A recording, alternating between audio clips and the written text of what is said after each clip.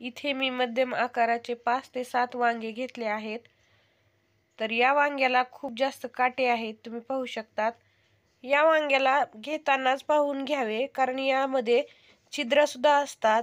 छिद्र असणाऱ्या वांग्यामध्ये अळ्या असतात, त्यामुळे हे वांगे शक्यतो पाहून घ्यावेत। आता आपण या वांग्याचे काटे बाजूला काढून घेणार आहोत।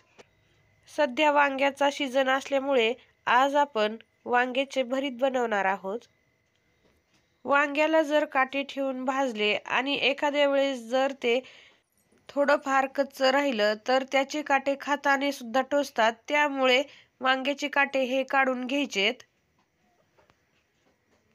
तर अशाच पद्धतीने बाकीच्या सगळ्या वांग्याचे काटे काढून घेते आणि देठ सुद्धा काढून घेते।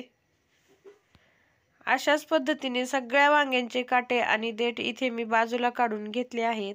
आता या वांग्याला भाजून घेऊया। गॅस लो फ्लेम करून आपल्याला हे वांगे भाजून घ्यायचेत। जर तुमच्याकडे पापड्या भाजण्याची जाळी असेल तर त्यावर तुम्ही हे वांगे भाजू शकतात। या वांग्याला सतत असे फिरवत राहायचंय, जेणेकरून सगळीकडेच हे वांग सारखंच भाजलं जाईल। या वांग्याला भाजण्यासाठी 2 ते 3 मिनिट लागतात।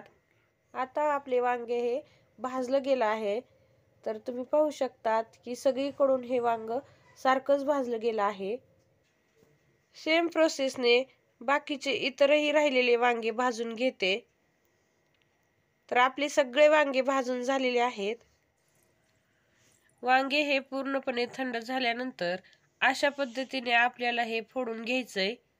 जर तुम्हाला या स्टेजला याचे देठ काढून टाकायचे असेल तर तुम्ही याचे देठ सुद्धा काढून टाकू शकता।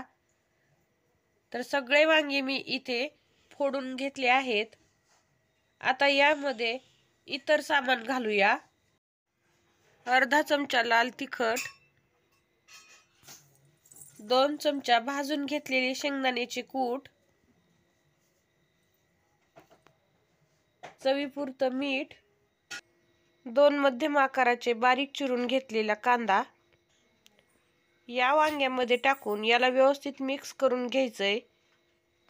हे सगळं साहित्य वांग्याला चांगलं लागलं गेलं पाहिजे, तरच वांग्याला छान चव येते।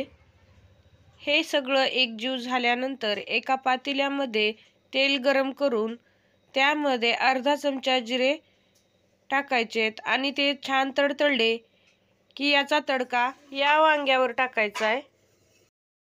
तर आता आपले जवळपास भरीत तयार झालेले आहे। जर तुम्हाला हे वांग्याचे भरीत आवडले असेल तर प्लीज सबस्क्राईब करायला विसरू नका। व्हिडिओ पाहिल्याबद्दल धन्यवाद। पुन्हा भेटूया अशाच एका रेसिपी सोबत।